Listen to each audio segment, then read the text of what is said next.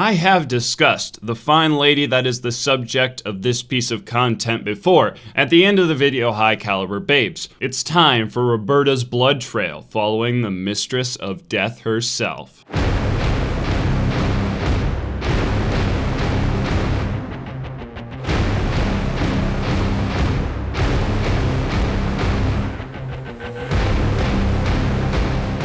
You just want that poontang all to yourself, don't ya? Hey, that's cool. If you wait your turn, maybe I'll let you... You're worse than a fucking animal, you sick son of a bitch. We're right off the deep end here. Before we see Roberta or even the Black Lagoon crew, we take a trip to the past, Vietnam. Lieutenant Pedophile really wants to get jiggy with the local kids. Good thing Lieutenant Chad the Man is here. He'll come up later, and this is his introduction. Talk about a way to make us immediately like a character. He's defending a small child in a war zone from a pedophile who has a machine gun. Some tough shit, yo. The two men duel over the girl, and oddly we don't get to see what happens. Probably just smart on the animator's part not to have to make it even feasible that this wouldn't happen. I have an M16. Oh, you're drawing? He's dead. Get the girl. 26 years later, present time in Venezuela. Roberta is doing her maid routine. She's content to live the rest of her life without ever again donning the mask of a ruthless terrorist. The head of the household she's serving, he's an important political figure. Surveilling him is a group of Special Forces American soldiers. What are they doing looking at a foreign political leader? Davy Crockett says Lone Star. Check.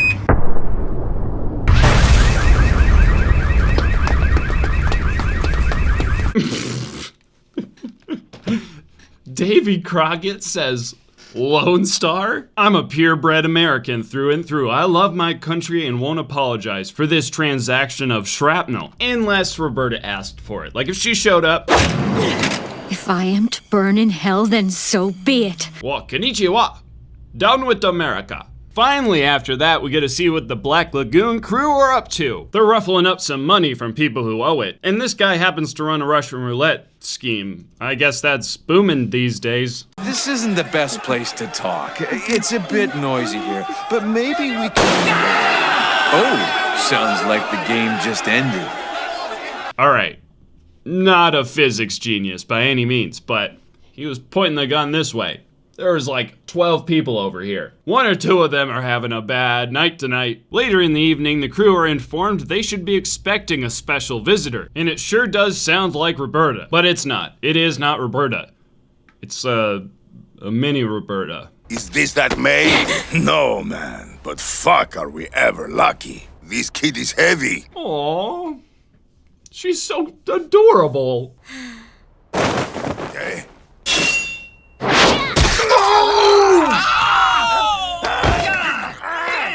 Fucking little puta!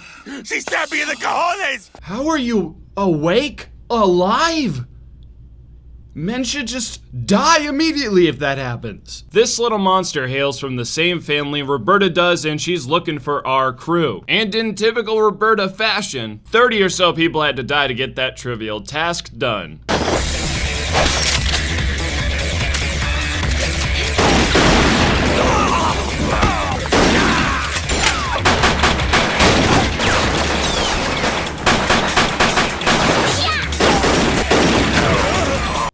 Is broken loose. A little girl with twin shotgun pistols is killing the shit out of full-grown men. The head honcho of the dudes getting wrecked calls in some reinforcements. When the other guy on the line heard what I imagine was, "There's a little maid killing all my friends!" He must have interpreted it as Roberta's returned because he didn't go, "What are you, a pussy?" The citizens of this area are familiar with Roberta, so sending a mounted 50 BMG machine gun isn't overkill in this case. But whatever this idiot was doing is overkill.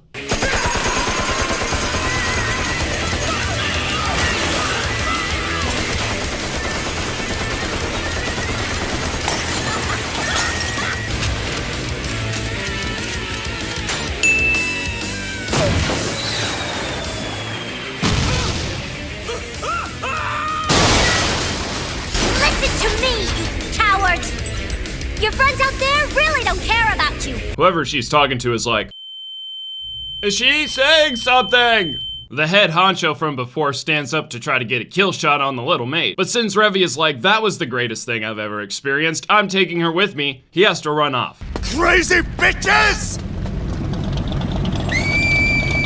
I love how the boys, Dutch and Benny, just show up, all casual, like, see the massacre?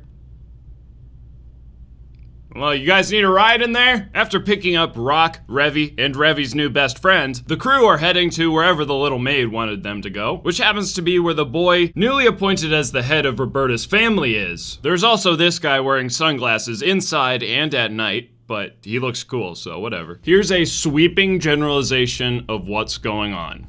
Roberta is tearing across continents, ripping, shredding, and torturing every man who could be connected to her master's death. And to add insult to injury, the men she's after are American, elite soldiers from the most powerful country the world's ever seen. I'll let her tell you what's about to transpire. Sorry, what'd you just say? I want to know the locations of all the nearby shops that carry weapons and ammunition. There is a war coming. Okay, lock and load. That was just the intro.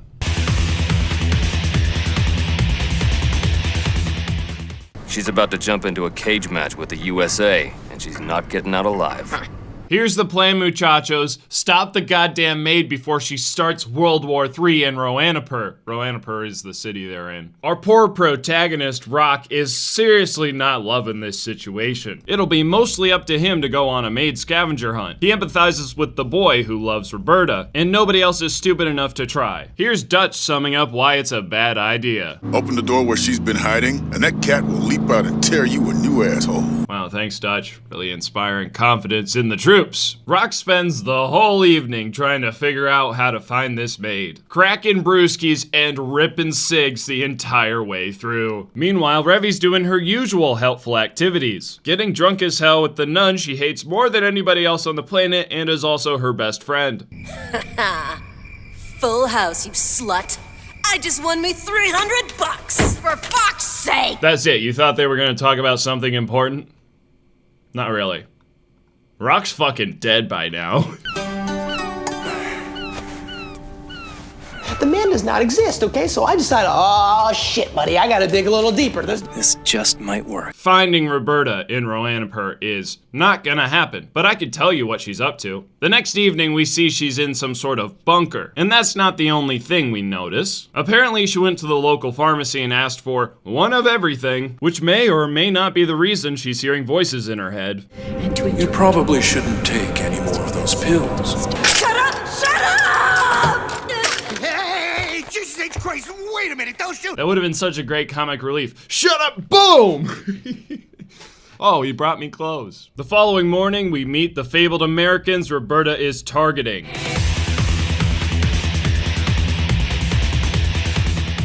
Shane Caxton is the man in charge. You'll remember him from the whole pedophile moment a while back. If you're wondering what this strike force is doing in Roanapur, they're tracking down someone completely unrelated to kill. Typical American hijinks, you know. I told you about the sunglasses guy before. He's a mob boss who is responsible for riling up all the other gangs in the area, which wasn't a very smart idea because Caxton and his group of full blast killers are not people to be screwed with. Unlike me living in my mama's basement, this guy's been out there killing and leading elite soldiers for longer than I've been alive. Surely it isn't a good idea to pose any sort of threat to this group of men. Oh, you turned off the lights. I mean, we kill most terrorists in the dark anyway.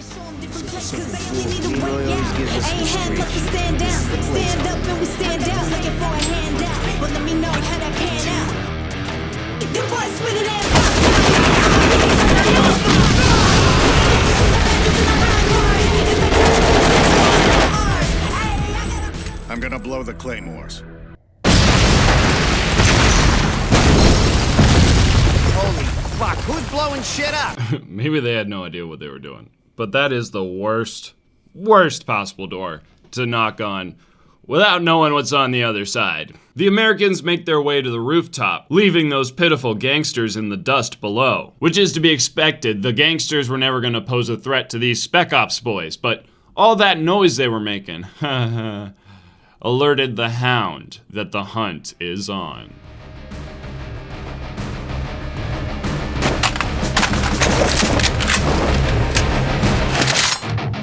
Jay, heads up! Take cover! What do you think we're up against here? Don't know. Wright and Horner, lay down suppressive fire. Everyone else, move out on the double.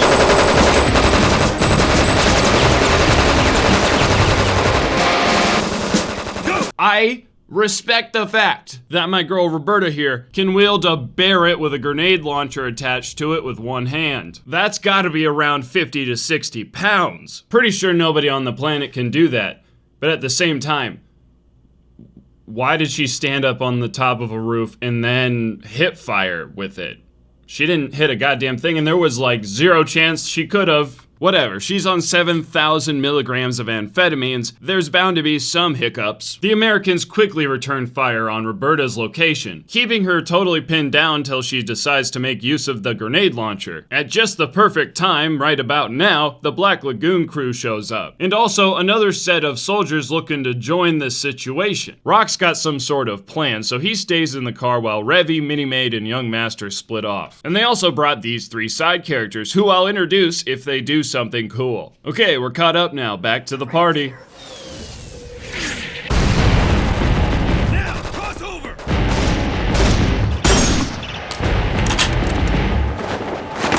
Move! She's reloading! This is D1. We're engaging the enemy. Roberta, now this is the proper distance if you wanted to do something cool like hip firing a sniper rifle. Oh, she got my heart. You best be kidding, darling. Ooh, resurrected! Roberta's on the move. She's got to hunt down these Americans. But before we follow her, let's see what those soldiers she left behind have to deal with.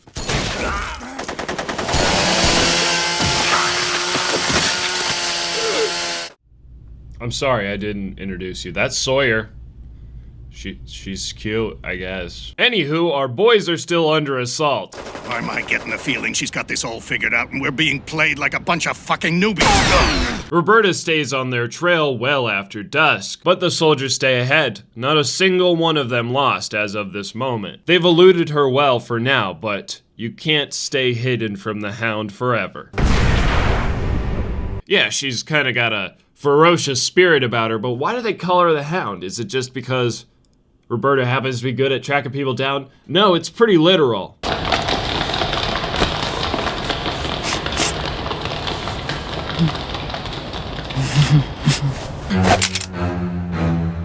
This is Recon Team D2. Target is in view. She's a block away. I would have been like, this is Recon Team D2. Fuck that. The Americans are chilling in a warehouse because outside all hell is broken loose. Revy and the crew are killing people. The other soldiers are killing people. Somehow the gangsters from earlier showed up and are killing people. Why is abject chaos transpiring outdoors? There were some wires that got crossed, so everybody just started shooting each other.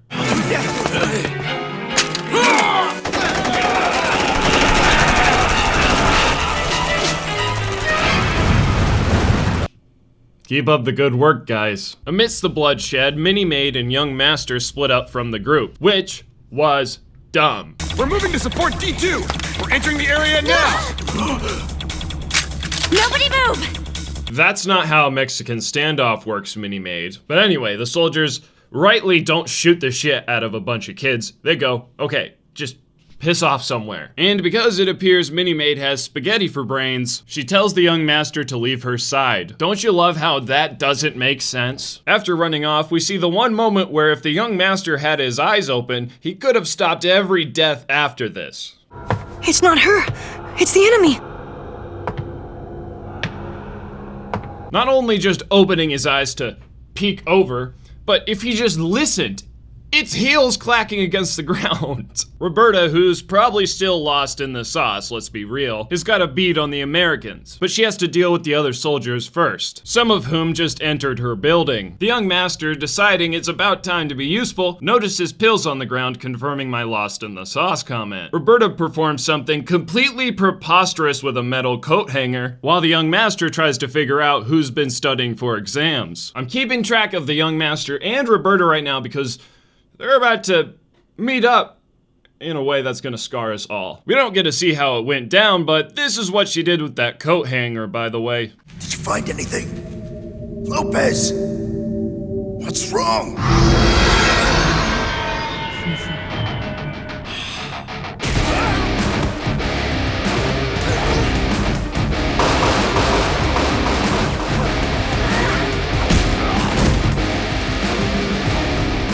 She's tossing around and crunching the bones of full-grown men. That is so hot. The young master, still not realizing that's Roberta, is in for a very rude awakening. The soldier's leader shows up and beats her into submission, which is not possible. The only way this works is if Roberta allowed that to happen, of course, making the next part of this worse. I've already told you that this boy loves Roberta with all his heart, so this is really gonna suck. After finally realizing that's his beloved, this compassionate boy prepares to be a hero. Good kid. Good instincts. Very manly. Roberta starts violently making out with the guy. It is, without question, in the top 3 hardest moments to watch in all of anime. For a solid 2 minutes, we see the young master crying his eyes out while his whole world falls apart. It fills me with pure disgust, all the way up until this part.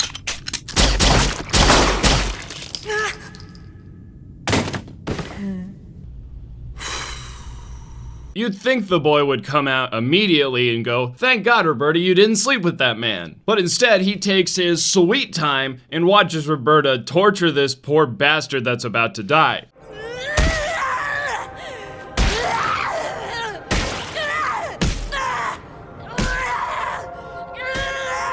No, Roberta, stop. No more. That's enough. Stop it, Roberta. Please, stop it. Stop it. So if you are wondering if she's unhinged, it's a possibility.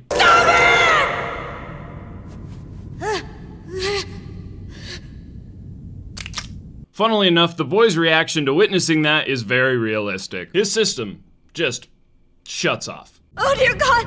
Don't look at me. Don't look at me. Stop. That's enough. That's enough. Young master. It's not funny.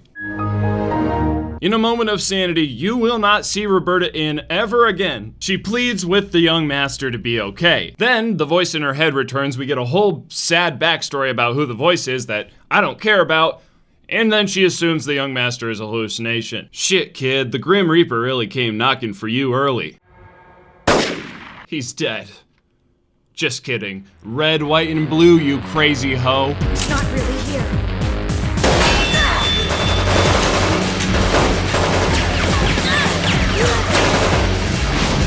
First sergeant made the right call, sir.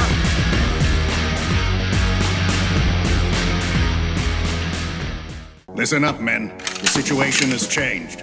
Do you think you're up for this? Sir! Yes, sir! After all this action, Roberta's bound to have a few holes in her, but she doesn't seem to be slowing down. Actually, she's about to speed the hell up because in her Looney Tunes brain, she thinks the Americans just kidnapped the young master from her. Like that's even remotely what just happened. Revy and the side characters show up to the warehouse Roberta's in. The lady leading the pack is Chinglish. I would have mentioned her before, but she didn't say anything funny. That's her #1 character trait. They call her Chinglish. I want some funny lines, damn it. Well, she does do this goofy little hop right before running into the lunatic. Let's just assume it was made in China.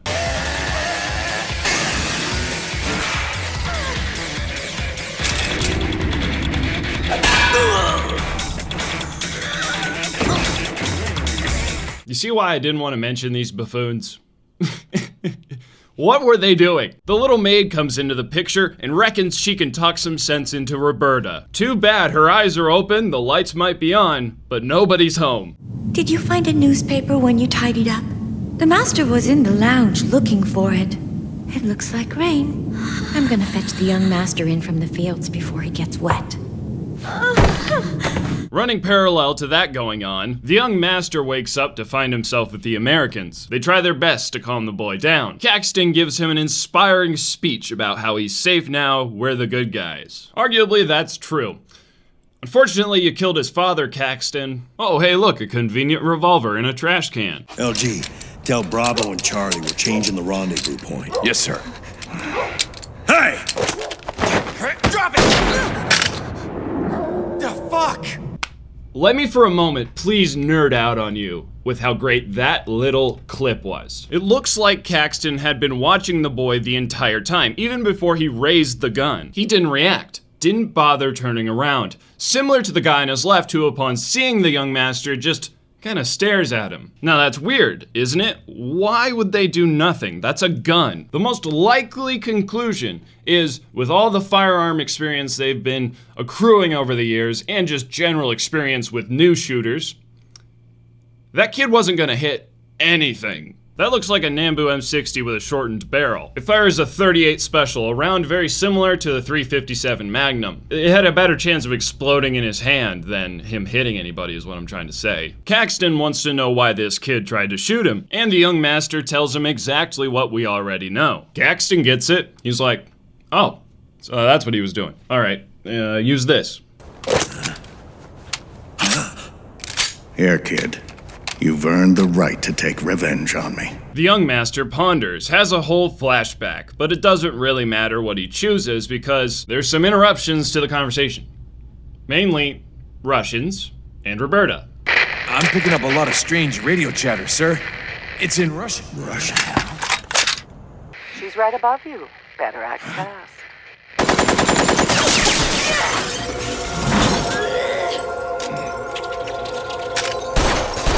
Caxton, that was completely unnecessary. Can we see it again, though?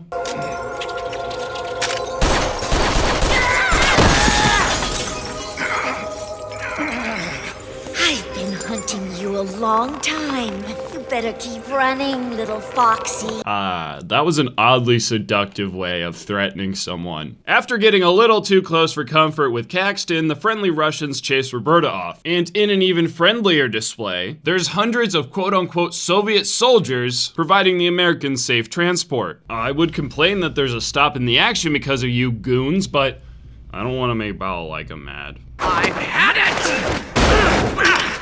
Look at me. This far into the video, I think it's worthwhile to mention why all these random things seem to be happening in coordinated ways. It's been quite a few minutes since I mentioned the protagonist, and it's because he's still sitting in the goddamn car, listening to radio transmissions and making various calls. He always knew catching Roberta wasn't gonna be a straightforward task, but he did cook up a diabolical plan. It's not totally clear the ins and outs of it, but essentially, he's the game master. He's moving everybody around to ensure that not only the Americans get out of Roanapur, but also ensures the Black Lagoon crew will make a whole lot of money out of this chaos. How are they gonna make a whole lot of money? Well, a few things. Most prominently right now, we're gonna get those Americans out of here with our boat. Thank you for your tax money. Meanwhile, Caxton's providing first aid to one of his men who caught a stray bullet. Revy and her misfits are watching while preparing to attack. Either I missed why, or it's just because they're all patently insane, but you know, it doesn't matter.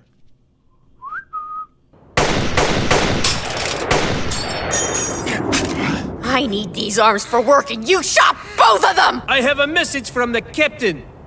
This is not your war. The young master, who hasn't done anything for a while, shows the Americans a map he was given by Rock. It takes him to a vehicle they can use to reach the boat. Surely the boat will take him to an American outpost where they can all be safe. No, they're gonna do whatever mission they came here to do, and that's where the boat's gonna take them. Well, I'm sure the mission's gotta be a lot easier than surviving in Roanapur. And they've got a big-ass truck now that these men can easily defend while on the road. They should be smooth sailing.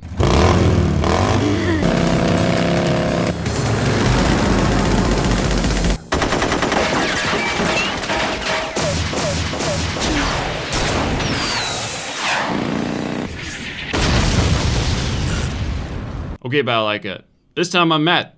Quit making my boys look stupid. They could have handled her. Also, how is Roberta not dead? She isn't. I was gonna make a joke about betting on it, but it would have been dumb because we have a whole episode left. Either way, she leaves the Americans alone long enough for them to get on the boat. It'll be a long ride from Roanapur, but these guys could probably use the rest, and they won't be disturbed the entire way there.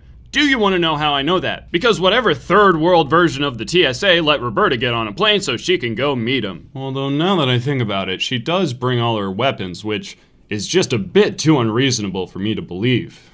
It's almost as if there are more powerful and nefarious forces at work. Heaven knows those foxes are quick little rascals. I see you found the airline ticket I left in your bunker. Good for you. Good for you. Full house, you slut. Who's that pretty lady? Back on the boat, the girls are acting like loving sisters. At the same time, Rock's talking to the young master. Nothing sinister about it. Rock's always been an up-and-up dude. I don't know. You want me to help you again? Indeed.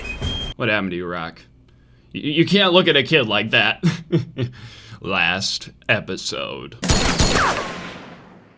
I don't trust that look on your face. It's weird. I don't know what you're talking about. I always look this way when I ask for a favor. You want my help again? Yeah. This is my favor face. Your favor face? Stand right over here at the bar. This is Tennis Boy 213. You want me to use this gun? That's right. This gun will help us bring the game to an end. Well, I guess that's mildly less concerning. After a good day or two, the boat arrives at its destination. And Caxton, in a show of respect, thanks Dutch. Get the fuck off my boat. Thanks, Dutch. Mission is a go. The boys roll out SEAL Team 6 style. At the dead of night, they seek their own target. I had this in my back pocket the whole time, and I'm so ready to use it. Bravo 6. Going dock.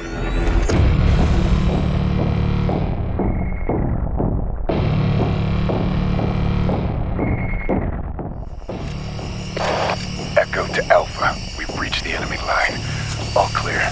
Coordinates are fixed. Roger that. Delta rogers that. Echo rogers that.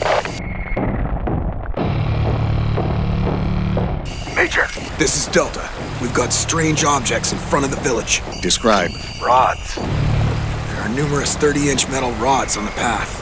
Echo here. We confirm they're at this location too. Echo to Alpha. Come in, Major. We've reached our lookout post. Something doesn't seem right.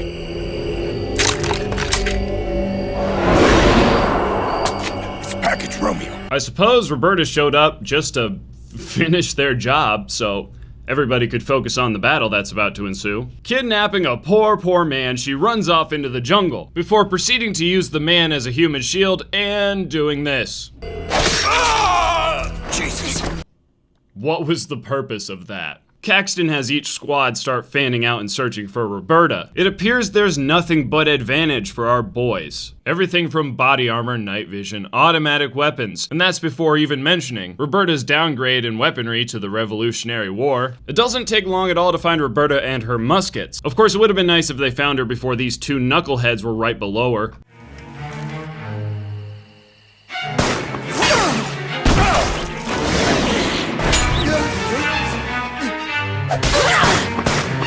She took out Murdoch and Garrity!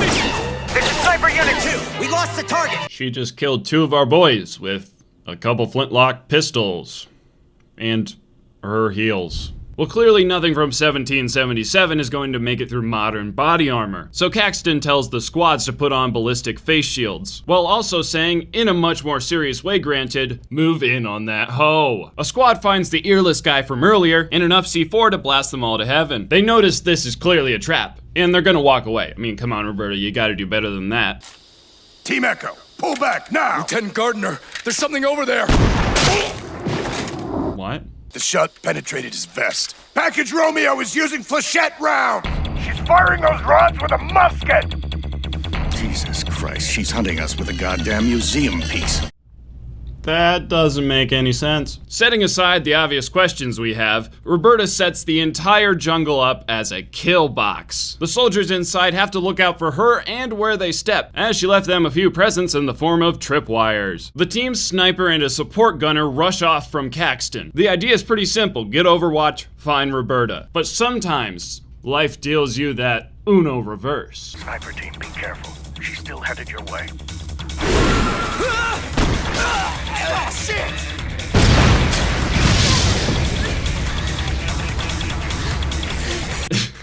It's not even surprising she's not dead. No, the claymore that should have ripped her in half did not kill her, but it did screw her up real bad. At least it disoriented her because she ran right out into the middle of the field just to get quick scoped.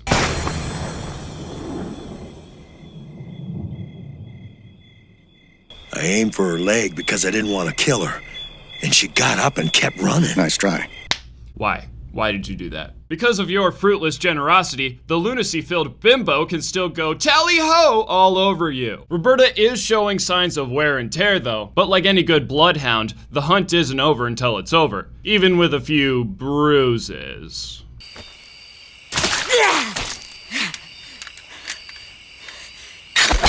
Like I said, tally-ho!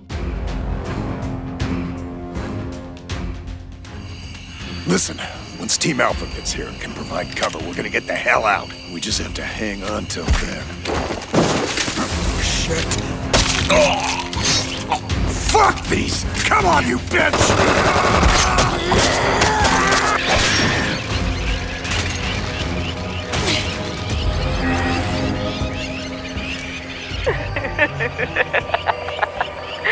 Your baby foxes are dropping like flies. The hunt isn't over yet. You crazy bitch!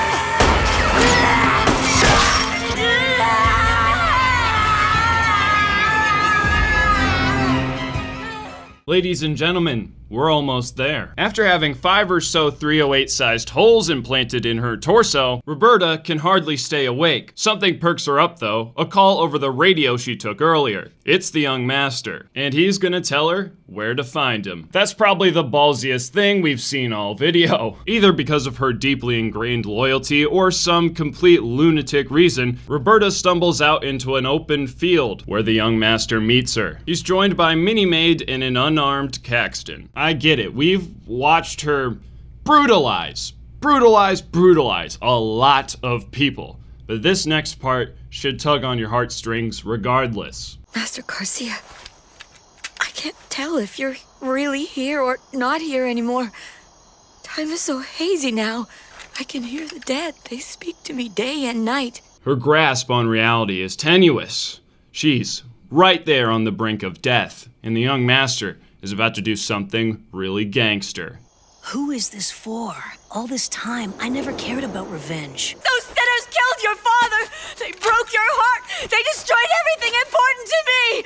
No matter how many people you condemn and punish, he will never atone for your sins. That's why you're not the one who can bring this to an end.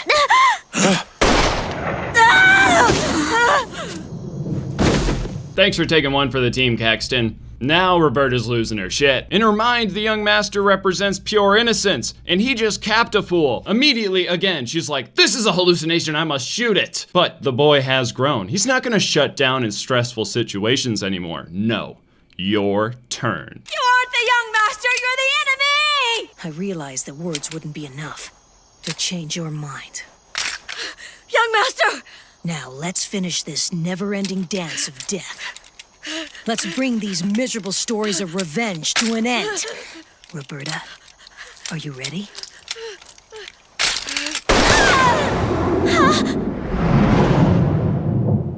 Oh my God! Young master! I couldn't stop myself! I didn't mean to pull the trigger, Master Garcia! In that duel with Roberta, the young man used the gun that Rock gave him, which was filled with rubber bullets. But Roberta's gun wasn't, and he's got a big old hole in his stomach. I'm not gonna lead you down a tense path of thinking he might die if you don't know how this ends. But this next part, yeah,